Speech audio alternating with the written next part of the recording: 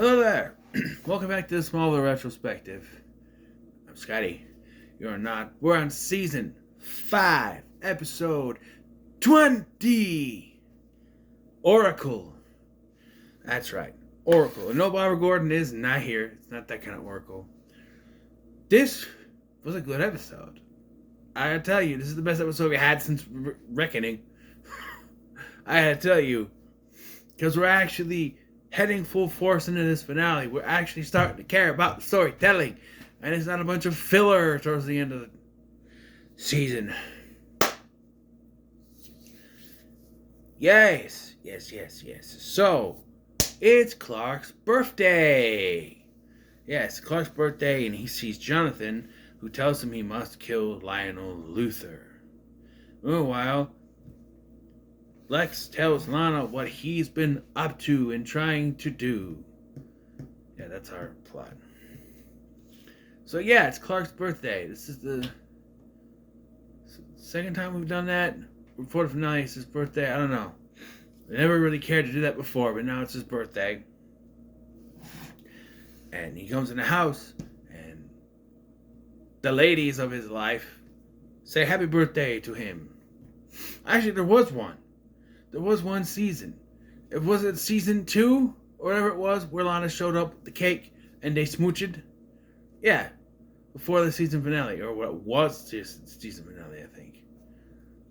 One of the two. But here, it's his birthday, and yes, the ladies in his life, being Martha, Lois, and Chloe, all give him happy birthdays, and Lois has made a rum cake that nobody wants to eat. And she gives him a journal to write stuff in, you know. And Chloe's like, well, you know what? You owe me, so I'll just take one of those IOUs off.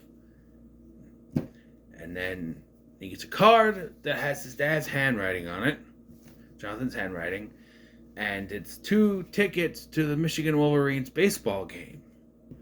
So he goes out to Jonathan's grave, he says thank you, and then he sees Jonathan, who tells him he must kill Lionel Luthor. Obviously, this is not Jonathan Kent, but Clark doesn't put 2 and 2 together till later when somebody else tells him otherwise, and even at the point later in the episode where no one else realizes either. We'll get to that, I guess. But, yeah. So, Lex confides in Lana what he's doing. He has gathered all these viruses, every deadly virus in the world almost, together, and he is creating a vaccine for it. But he hasn't told Fine what he's doing. I'm assuming Lex thought maybe he was creating a vaccine for all the deadly viruses and he could inoculate someone and they'd be safe from all the viruses in the world, which is that'd be a great pharmaceutical plan. Don't know how much that would cost though, a medical bill for that thing. It cures you from every single virus known to man. That'll be $2.5 million, please. Yeah, something like that. How much money something like that would cost? There's no way you'd be able to get over the counter for less than $1,000 at least. I'm just saying, this is going to cure you of every disease. You won't have to worry about anything. It may even be a one-time thing. Who knows? But who knows? You don't know. Anyway, Jay, he tells this to Lana, confides in her. Of course he does. I do like where she goes to the Talon to get coffee, and she ends up staying too long talking to Lois that the coffee gets cold. There's really no point for her to go there. I did laugh at that. I was like, wait, what? Meanwhile, Clark is trying to deal with whether or not he should actually do this, and Lionel gets another vision of something and does write it down, as he has the last couple of episodes. I keep skipping those scenes, but they are important. And then Jonathan seems to visit Martha and tells her basically the same thing. You have to tell Clark he has to kill Lionel. And it is implied here by the ghost of Jonathan that Lionel is somehow at fault for his death. Yeah, and this sort of pushes Clark towards that too. But we see that everything is not what it seems. No, this is not what every place. As when we see Jonathan outside the window, he turns into Milton Fine. I can't believe they haven't revealed what he is yet. I've been itching to tell you guys. I thought this is where they do it. But not yet. Not yet. It's got to be the next episode, right? Jor-El's got to say something. But yeah, this, yeah. So, thanks to Chloe, though, Clark finds out that Lionel was not only calling Jonathan that night, but he was in the area, the vicinity.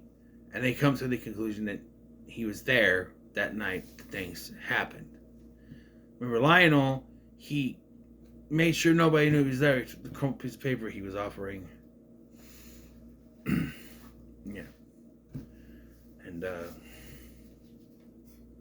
so Clark lures Lionel to the loft where he confronts him. It basically replays what happened during Reckoning, but he hurls him into the workbench and it smashes to pieces. And Lionel's somehow fine. As they're talking, Lionel's trying to explain to him, and, Clark hesitates. And then the ghost of Jonathan appears and says, "Go ahead, do it, son. Kill him." And then Lionel rightfully says, leave it to Lionel to be the voice of reason here and common sense. "Clark, your father would never tell you to kill anyone." Thank you! Even Martha couldn't put two and two together and couldn't tell that wasn't her husband sitting there. Come on! Eventually, Clark's able to realize that something is off and lasers the guy. I like John Schneider in this role. The way he's acting, all evil. He's really good at it. He's really good in these scenes, playing the bad guy. Hurls a tractor at him, but they're fine. Lionel disappears from the shots here, despite he should be on Clark's left. Yeah, to Clark's left, because he's like this, so he's over here. And Clark's got him by the right hand. But, he disappears and then shows up with the white glazy eyes and touches him, turns him into Milton Fine, and disappears again. It's not over yet. You know that. What is he? I've been itching to tell you guys, if you don't know.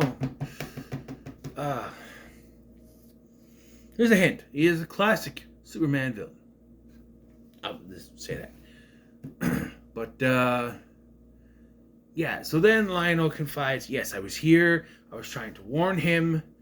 And then he didn't give me time to listen, before. Well, that's later he says that, but he was saying that during the thing. And so then he shows Clark his collection of Kryptonian warnings that he's been writing out and has been hiding from him this whole time in his vault. They bring it to Chloe, who scans it because they say that they can translate if they find repeating patterns, I guess. And they're also hesitant to go to the Fortress of Solitude, even though I feel like that makes the most sense. They're hesitant to bring Lionel there, so why doesn't Clark just super speed there himself? Lionel's already been there, and I don't know, maybe there's a gap in the writing process, but he's the emissary for Jor-El, right? And they've been playing him like he's a villain this entire season. Beginning of the season, he is shown as being the emissary of Jor-El. So don't you think he should be trusted? I know it's Lionel Luthor. You can't trust him, right? But come on. Jor-El chose him to be the emissary. Who knows? Who knows? Anyway, so Fine then shows up, just fine. And confronts Lex. Oh, you've been hiding this vaccine from me. You think you got it all covered. Well, you know what? I wasn't going to mass produce this vaccine. I only needed it just once. And he injects it into Lex. And I was like, because I was thinking about this virus thing. I'm like, I don't remember a virus being released. Was there? I don't remember. Well, then he injects Lex, and I went, oh, I think I remember what's going on. I'm not going to say anything now because what happens later. But I'm like, yeah. But,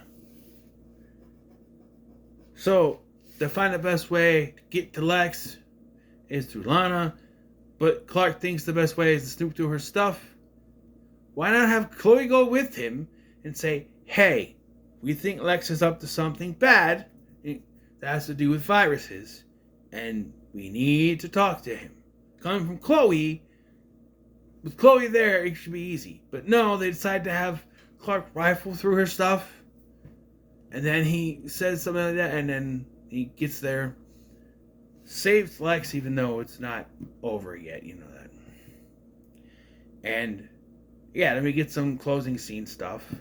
Chloe gets the results back from the scan, and the warning says Zod is here. So he couldn't read the Kryptonian before. Now he can, because it was all jumbled. Zod is here. And then Lionel confides to Martha. I always forget her name. I don't know why, but I do. To Martha about what happened that night. He was there. He did talk to him. He didn't give him a chance to explain what was going on. He just got angry, and that's what led to his heart attack. Lionel is not directly responsible for the heart attack. He was around. He has some kind of connection, but there is not the mustache-twirling villain who murdered him, if that's the case. They know it's a heart attack. The doctors say it was a heart attack. Why they thought it was some kind of a tampering thing, I don't know, but yeah. Yeah, the Zod warning is really the cliffhanger. It's to be continued. Yeah. Again, though, I have to point out how he was trying to bring Zod in that way in the fortress. Okay. Through that. Huh. And now he's doing it this other way. Because, I forgot to mention, there's a scene with Lex and Lana, and Lex cuts his finger and it heals right away. So the vaccine is doing something to him to make him like Clark. Your instant healing stuff. Yeah. This was good. Like I said, this was a good one. And we're back. When they actually put an effort into writing out an episode and telling us a cohesive story, a story that's not a bunch of filler with little things sprinkled in, they could do a good job. Who'da thunk? Right? Who'da thunk it? But, you know what? That's fine. That's fine. So, onward to the finale, right? We got one more episode left. Let's go. What are your thoughts on this episode? Let me know in the comments. Make sure to like, share, and subscribe. Thanks for watching. I'm Sky, and I'll see you in the next one.